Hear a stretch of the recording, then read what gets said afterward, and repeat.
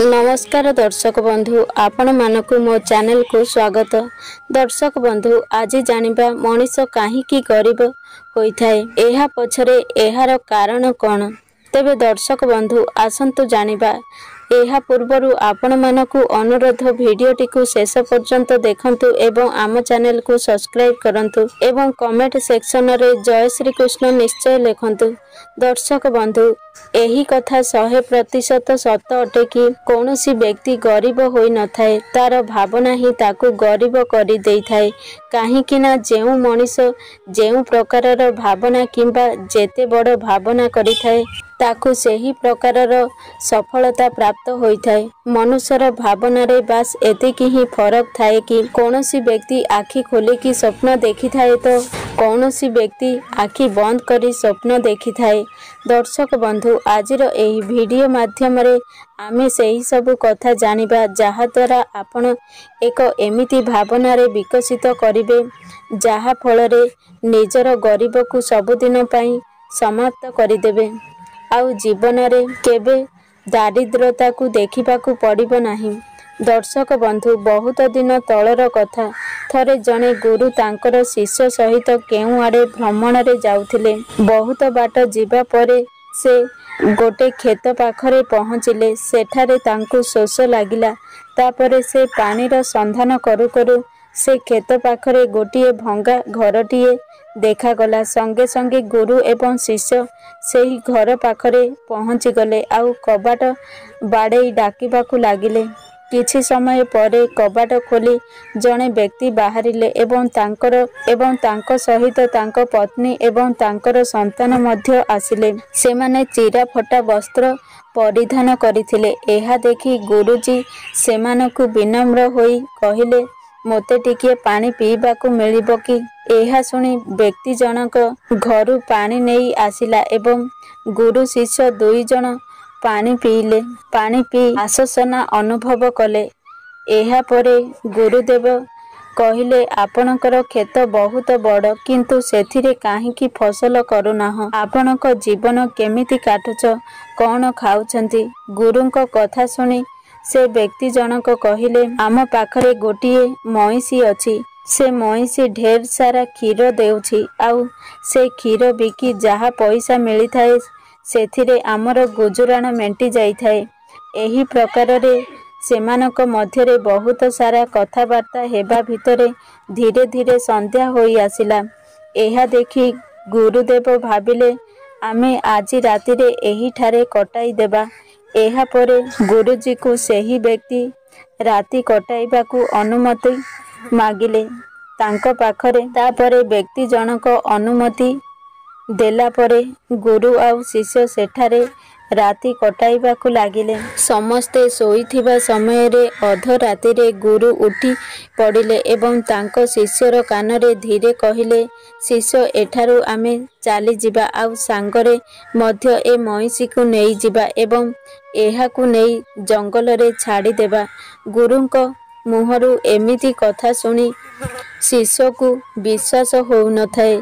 से मने मने भाबिले मु स्वप्न देखु नाही तो काहीकि ना ए हेउछंती सेही गुरुदेव जिए एते बड़ ज्ञानी होइथिले किंतु आजी जीवन रे प्रथम थर पई किछि भूल काम करिबा पई निर्देश देउछंती।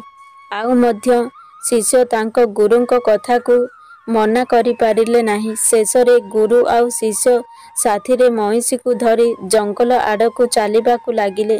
से मईसी को एमिति एक स्थान रे छाड़ी देले सेठारे मईसी आउ फेरी पारिला नाही। किंतु शिष्य मनरे एकथा सबु बेले घांटी चकटी हेउथाए जे गुरुदेव एपरी काहीकि कले। एही परी भाबरे 10 वर्ष बीती गला। से समय मध्यरे से शिष्य जने बड़ गुरु होई उभा हेले किंतु से पुरुणा कथा को मने पकाई भाबिले से व्यक्ति को जाई देखा करिबाकू पड़िबो जहार मईसी को नेई जंगल रे छाड़ी देइथिले आउ ताकू किछि आर्थिक रूप रे सहाय्य मध्य करिदेबा जहा द्वारा तार बाकी जीवन खुशी रे कटि जिवो। एहा विचार करी से संगे संगे बाहरी पड़िले एवं किछि समय मध्यरे से स्थान रे जाई ପହଞ୍ଚିଗଲେ। କିନ୍ତୁ ସେ ଯେତେବେଳେ ସେଠାରେ ପହଞ୍ଚିଲେ ସେ ଯାହା ଦେଖିଲେ ନିଜ ଆଖିକୁ ବିଶ୍ୱାସ କରିପାରିଲେ ନାହିଁ। କାହିଁକିନା ଯେଉଁ କ୍ଷେତ ପଡ଼ିଆ ପଡ଼ିଥିଲା ସେଠାରେ ବର୍ତ୍ତମାନ ବହୁତ ଗଛ ଲାଗିଥିଲା ଏବଂ ବହୁତ ଫଳ ମଧ୍ୟ ହୋଇଥିଲା। ଯେଉଁ ସ୍ଥାନରେ ଭଙ୍ଗା କୁଡ଼ିଆ ଥିଲା ସେ ସ୍ଥାନରେ ବଡ଼ ଘର ହୋଇଯାଇଛି। ଏହା ଦେଖି ସେ ଶିଷ୍ୟ ମନେ ମନେ ବିଚାର କଲା, ଏମିତି ହୋଇଥାଇପାରେ ସେ ମଇଁଷି ଯିବା ପରେ ସେ ବ୍ୟକ୍ତି ଜଣକ ସବୁ କିଛି ବିକ୍ରି କରି ବ୍ୟକ୍ତି ଜଣକ ଏଠାରୁ ଚାଲିଯାଇଛି। ଏମିତି ଭାବି ସେଠାରୁ ଫେରିବାକୁ ବାହାରିଲେ। କିନ୍ତୁ ଏହି ସମୟରେ ତାଙ୍କ ନଜର ସେହି ବ୍ୟକ୍ତି ଉପରେ ପଡ଼ିଲା। ସେ ସଙ୍ଗେ ସଙ୍ଗେ ସେହି ବ୍ୟକ୍ତିଙ୍କ ପାଖକୁ ଗଲେ ଏବଂ କହିଲେ, ହୁଏତ ଆପଣ ମୋତେ ଚିହ୍ନି ପାରିବେ ନାହିଁ, କିନ୍ତୁ ବହୁତ ବର୍ଷ ତଳେ ମୁଁ ଆପଣଙ୍କ ସହିତ ସାକ୍ଷାତ କରିଥିଲି। ଏହା ଶୁଣି ବ୍ୟକ୍ତି ଜଣକ କହିଲେ, ମୁଁ ଆପଣଙ୍କୁ କେମିତି ଭୁଲି ପାରିବି? ଆପଣ ତ ସେଦିନ ନ ଜଣାଇ ଏଠାରୁ ଚାଲିଗଲେ। ଆମର ମଇଁଷି ମଧ୍ୟ କେଉଁଆଡ଼େ ଚାଲିଗଲା, ଆଉ ଫେରିଲା ନାହିଁ। ବହୁତ ଦିନ ପର୍ଯ୍ୟନ୍ତ କଷ୍ଟରେ ବଞ୍ଚିବାକୁ ପଡ଼ିଲା, କିନ୍ତୁ ବୁଝିପାରିଲି ନାହିଁ ଏବେ ମୁଁ କ'ଣ କରିବି? ବଞ୍ଚିବା ପାଇଁ କିଛି ନା କିଛି କାର୍ଯ୍ୟ ତ ନିଶ୍ଚୟ କରିବାକୁ ପଡ଼ିବ। ସେଥିପାଇଁ ମୁଁ କାଠ କାଟି ବିକିବାକୁ ଲାଗିଲି। ସେଥିରୁ ଯାହା ପଇସା ମିଳିଲା କ୍ଷେତରେ ଫସଲ କଲି। ଧୀରେ ଧୀରେ ଫସଲ ମଧ୍ୟ ଭଲ ହେଲା। ତାପରେ ଗୋଟିଏ ଫଳ ବଗିଚା ମଧ୍ୟ କରିଦେଲି। ବଗିଚାରେ ଫଳ ମଧ୍ୟ ଭଲ ହେଲା। ଆଉ ଆଜି ସହରର ବଡ଼ ଫଳ ବ୍ୟବସାୟୀରେ ପରିଣତ ହେଲି। କିନ୍ତୁ ଏହା କେବେ ସମ୍ଭବ ହୋଇପାରି ନଥାନ୍ତା ଯଦି ମଇଁଷି ଏଠାରୁ ଯାଇ ନଥାନ୍ତା। କାହିଁକିନା ମଇଁଷି ଯୋଗୁଁ ମୁଁ କିଛି କାମ କରୁନଥିଲି। ସେ ଗଲା ପରେ ମୁଁ କାର୍ଯ୍ୟ କରିବା ପାଇଁ ଅନ୍ୟ ରାସ୍ତା ଖୋଜିଲି, ଯେମିତି ପଇସା ରୋଜଗାର କରିପାରିବି। କିନ୍ତୁ ଆଜି ମୁଁ ବହୁତ ଖୁସି ଏବଂ ସହରର ବଡ଼ ବ୍ୟାପାରୀ ମଧ୍ୟ ଅଟେ। ଏହି କଥା ଶୁଣି ଶିଷ୍ୟ କହିଲେ, ଏ କାମ ତ ତୁମେ ଆଗରୁ ବି କରିପାରିଥାନ୍ତ। ଏହା ଶୁଣି ବ୍ୟକ୍ତି ଜଣକ କହିଲେ, ସେ ସମୟରେ ମୋ ଜୀବନ ବିନା ପରିଶ୍ରମରେ ଚଳି ଯାଉଥିଲା। ଯେଉଁ କାରଣରୁ ମୋତେ କେବେ ଲାଗୁନଥିଲା କି ମୁଁ କୌଣସି ଅନ୍ୟ କାର୍ଯ୍ୟ କରିପାରିବି। ସେଥିପାଇଁ କରିବା ପାଇଁ ଚେଷ୍ଟା କରେ ନାହିଁ। ମୋର ମଇଁଷି ଯିବା ପରେ ମୋତେ ଲାଗିଲା ଅନ୍ୟ କାର୍ଯ୍ୟ କରିବାକୁ ପଡ଼ିବ।